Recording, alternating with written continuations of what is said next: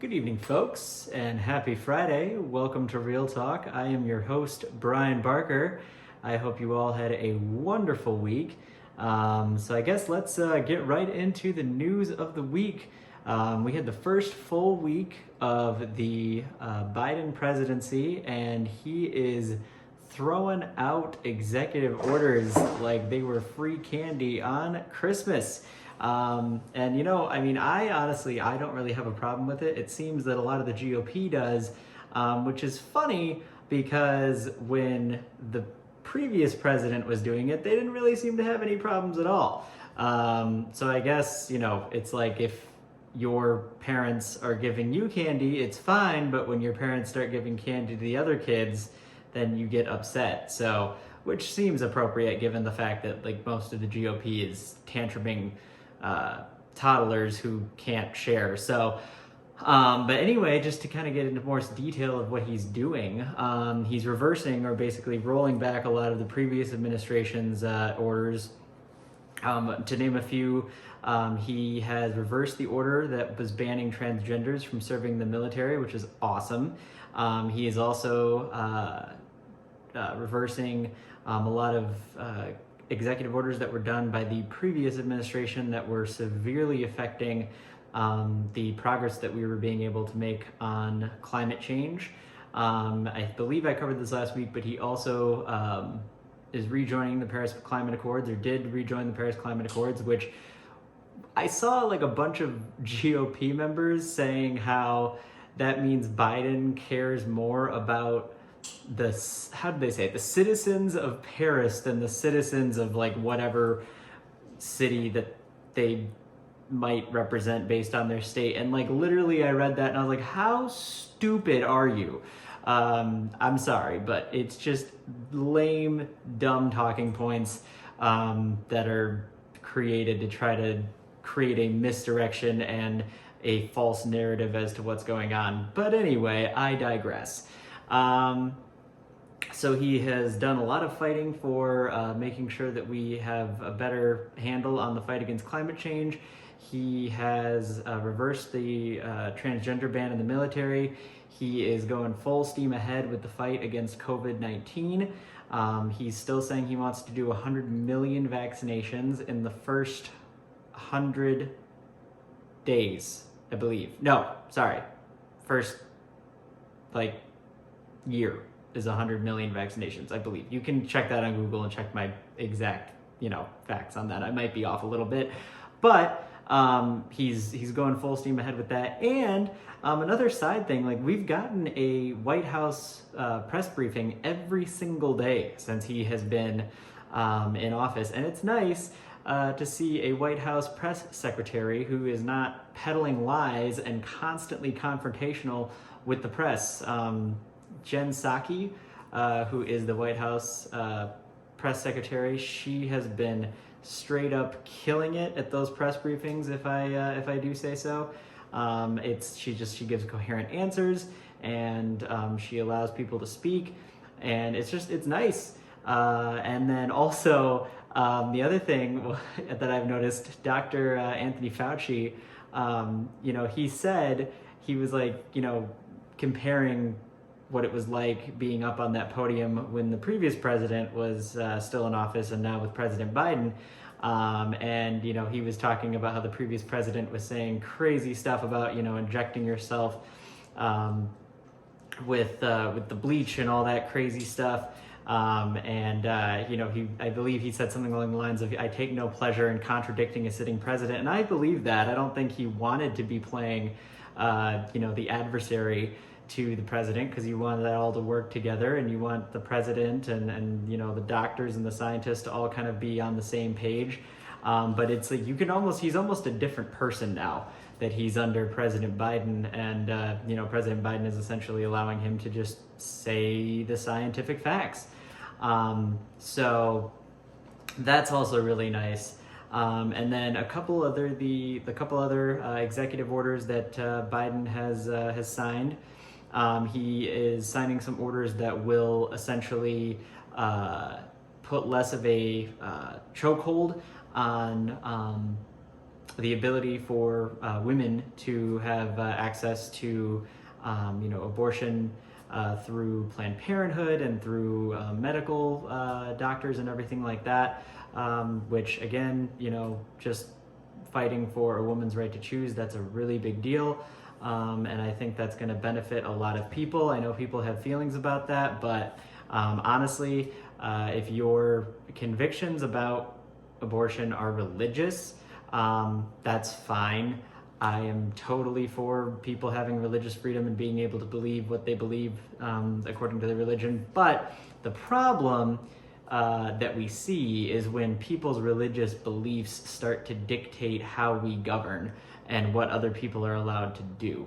So, if you disagree with that, I'm sorry, but that's just how it is. So he's also doing that. And he's really, I think they said, he is, I think, setting a record for the number of executive orders issued within the first week or so. And again, the GOP is going insane, saying he's a dictator and he is kowtowing to the far left, which personally, I'm totally cool with. But one, that's not true.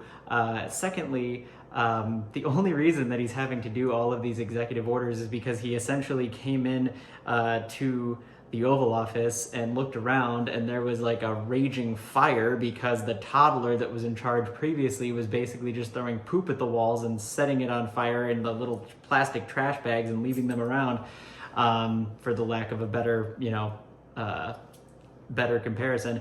But so he's essentially just trying to unscrew America, and that right now is taking a lot of executive orders and all that good stuff. So I'm all for it.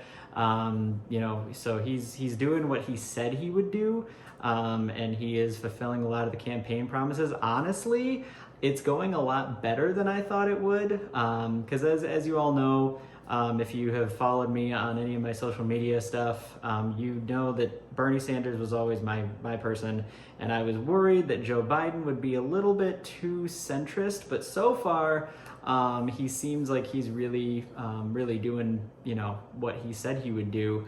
There's a few things, we're still waiting on the additional $2,000 stimulus checks, because he was saying, the $600 that was issued a month or so ago was not enough. And he was saying that, he promised the American people $2,000, and so we're still waiting on that, although there's just a lot of stuff that he's having to clear out right now. And so, that's one thing. But other than that, he's doing pretty well. Apart from him, other crazy news in politics. So I know that the impeachment of the previous president is still going on. He's just treacherous butt boil that won't go away, even after you've frozen him off, and he just keeps growing back and growing back. But they're still debating that, and it seems like the Senate GOP is now taking a step back and reversing what they said before, and basically going to allow him to get off scot-free for inciting an insurrection. So, and people will disagree and have debates, but honestly, guys, it's dangerous. If we allow that to stand, if we allow it to go unchecked and unpunished, essentially, then there's no reason or no, rational argument for why it won't happen again. People keep calling back to Nazi Germany, which I know some people think is a insane comparison, but they were saying when Hitler first tried to rise into power, there was a failed insurrection, a failed coup.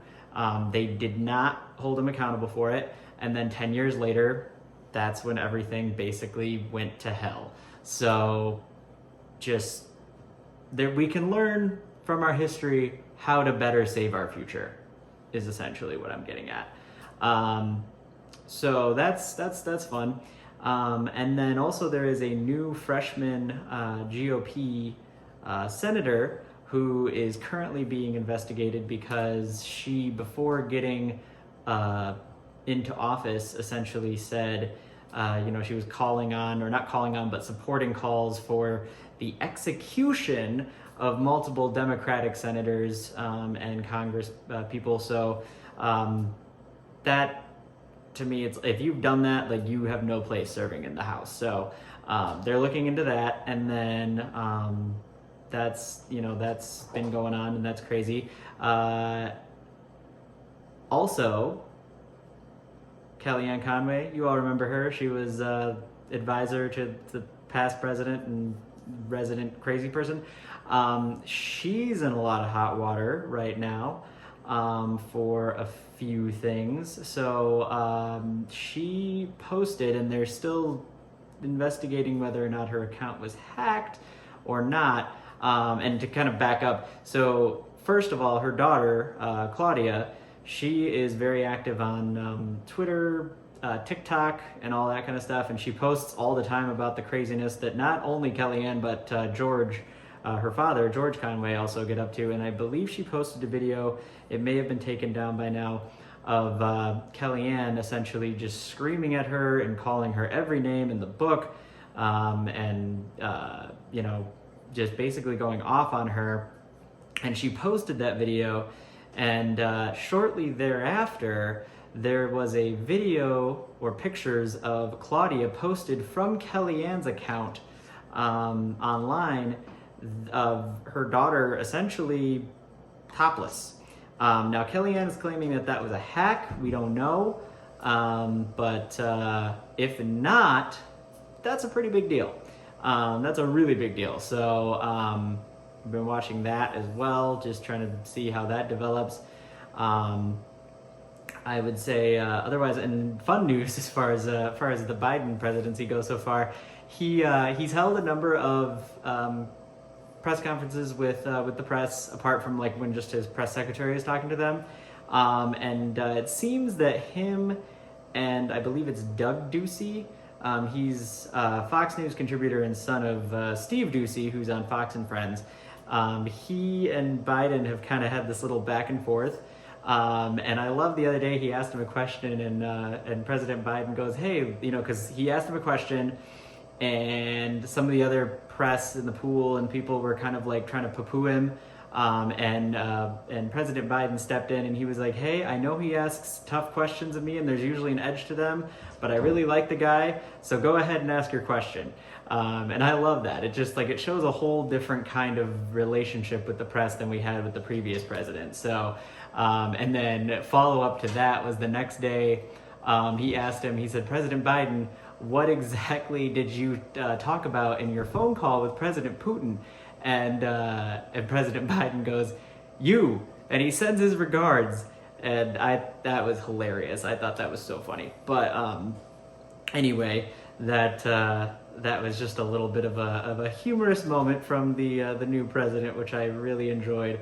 And then the other big, huge, pretty massive news is, I don't know if any of you have been following this whole GameStop debacle, but essentially what has happened is there was a group on Reddit of just people, and they decided that they were going to get together and drive the stock price of GameStop and a couple other companies through the roof, essentially completely just demolishing and not hijacking, but essentially ruining a bunch of bets from these giant hedge fund managers and really sticking it to Wall Street, which I think is amazing.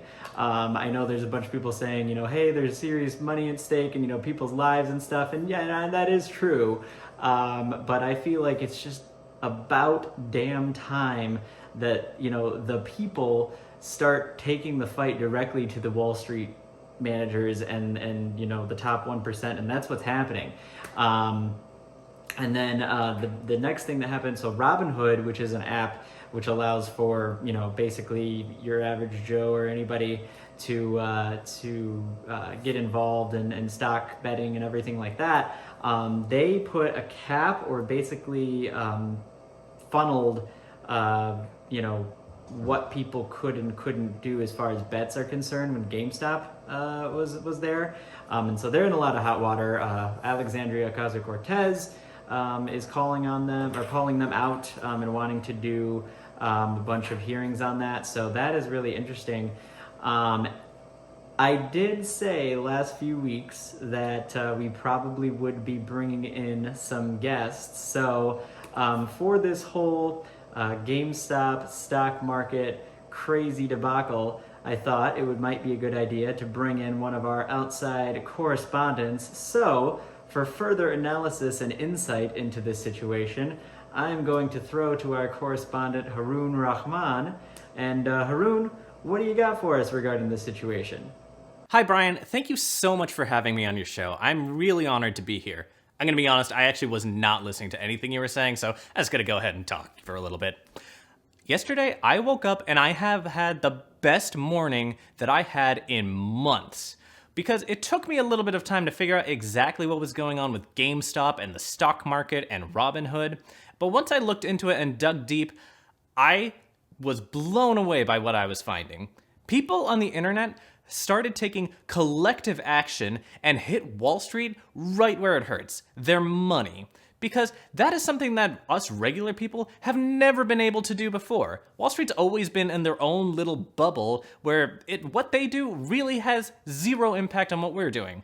So the first thing I did that morning was download Reddit and then download Robinhood and then delete Robinhood after I was seeing that it was censoring the people. So going on Wall Street Bets Reddit yesterday was an amazing experience because there were people, talking about what exactly was going on and the best strategies, and a lot of people saying hold and keep investing.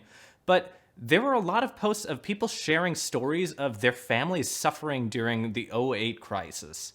People lost their homes, people lost their jobs, and people lost their lives. There have been stories of people who could not afford to live and people who committed suicide because they had lost all money and lost all hope. And Wall Street faced zero consequences. Zero. And people have been angry about that and raging. And here we are repeating history. Pandemic has hit, Wall Street's going up, it has zero impact on what's going on here. What really struck me though was the fact that we have figured out a way to hit Wall Street right where it hurts, but we're using Reddit and we're using apps. You can shut down that Reddit channel. You can shut down that Robinhood, which a lot of people have, but even if you do that, people will recollect on a different Reddit or Facebook or anywhere else. People will always move over to another app. People know how to do this now. It is public knowledge, it is being spreading like wildfire, and now it can't be stopped. And that is what I am sincerely hoping. I was going on Reddit, and there was one clip in particular that kept circulating as a meme. It was from the Joker movie. You get what you fucking deserve. Awesome. Thank you, Haroon. Great to get that perspective. Love it. So anyway, that's essentially what's going on with that situation. Which, yeah, I'm really curious to see where that goes. And I think it's great. But as far as non-political stuff goes, we're still living in the world of COVID. So I'm assuming most of your lives, like my lives, consist of going from your bed to your couch to the kitchen, and that's about it. So with that in mind, the biggest thing that's probably happened is, I know I was looking the other day, HBO Max is going to be releasing a bunch of new films every week. I saw they released the trailer for Kong versus Godzilla, and I don't know what the Hollywood directors are doing, but it seems like, I think, based on the trailer, every single time they release a new King Kong movie, or Godzilla movie for that matter, I feel like those two are juicing. I'm just saying. Because, literally, I remember King Kong that came out in, '05, and he was like a big ape, but now he's like the size of a building. So I don't really know where it ends. I mean, I'm excited. It looks cool. It's two giant monsters battling it out, two very popular giant monsters. So, I don't know. In the comments below, Godzilla, Kong, who do you think would win? I personally, I don't know. I don't. So, I'm counting on y'all. And then, yeah, there's a bunch of drama movies coming out, comedies looks like. The biggest thing I'm excited for all my fellow comic book nerd fans out there, is HBO Max finally, I believe in March 25th, they are going to be releasing the Zack Snyder cut of Justice League. And that is going to be epic. So I have followed Zack Snyder for a long time. I know people are very divided on how they feel about him as a director. I thought Man of Steel and Dawn of Justice were two of the most epic masterpieces ever created for superhero cinema. And I know that the Justice League we got was not the one that he intended, because unfortunately his daughter committed suicide during filming, and he stepped away to support his family, and they brought in Joss Whedon, and it basically all just went to hell, and it was not good. So he is releasing they brought him back. He was recutting and adding scenes and everything like that. They're releasing his cut on HBO Max, which allegedly is a 4-hour cut. 4 hours. And I'm just beyond excited. So that's going to be happening. When that happens in March, I'm sure I'll have a bunch of information for that on that for you. And that's going to be very exciting to see. So, but yeah, other than that, not too much else going on. I'm trying to think besides politics and movies. Oh, yeah. So the other thing, Tesla refreshed the Model S and the Model X this week, and I looked at it, and I am thoroughly convinced that Elon is slowly just making his way to making a full-on spaceship. Like, seriously, if you haven't, go onto Tesla.com and pull up the Model 3 and the Model X and look, I'm sorry, not the Model 3, the Model S and the Model X, and look at the interior of that car. The steering wheel looks like what I would picture something in a Star Wars ship to look like. It's got like a tilting touchscreen in the front. You can hook up games to it, so you can literally just play like PS5 or whatever as you're not as you're driving, but like you can play it on the screen in the car. It's crazy. And so, yeah, I mean, it's Elon, so he's going to do craziness, which also, circling back, Elon is totally in support of the people blowing up the stocks on this whole GameStop, debacle. So, the man's crazy. I don't agree with him on everything. However, on this, I would say we're on the same side. So, just an interesting tidbit. But yeah, no, check it out, because it's like the craziest interior I've ever seen.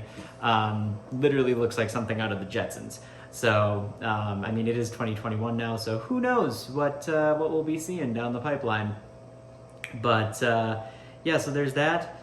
Other than that, folks, I mean, there's not much else. This whole world of COVID is still, I mean, the news is mundane other than politics. And, like I said, when I first started the show, this definitely is going to be more of a political leaning show with some other things sprinkled in here and there, movies, video games, pop culture, all that kind of stuff. So, but yeah, other than that, that's pretty much all I got for you all this week. So I hope, again, you've all had a fantastic week. I hope you have a wonderful weekend and a terrific week next week. And until the next one, we will see you all next Friday, and until then, please continue on in the spirit of love, peace, and overall consideration for your fellow humans. And love you guys, and I will see you next week. All right, bye.